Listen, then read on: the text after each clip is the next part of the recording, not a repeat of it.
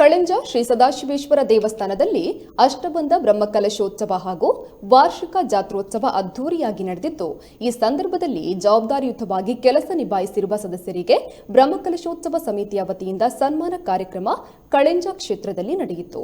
ಚಪ್ಪರದ ಕೆಲಸವನ್ನು ನಿಭಾಯಿಸಿರುವ ಜನಾರ್ದನ ಗೌಡ ಮತ್ತು ತಂಡದವರನ್ನ ಹಾಗೂ ಚಾಮುಂಡೇಶ್ವರಿ ನಾಸಿಕ್ ಬ್ಯಾಂಡ್ ಕಳೆಂಜ ಇದರ ಮಾಲಕರಾದ ಜನಾರ್ದನ ಗೌಡ ಮತ್ತು ತಂಡದವರನ್ನ ಬ್ರಹ್ಮಕಲಶೋತ್ಸವ ಸಮಿತಿ ವತಿಯಿಂದ ಸನ್ಮಾನಿಸಲಾಯಿತು.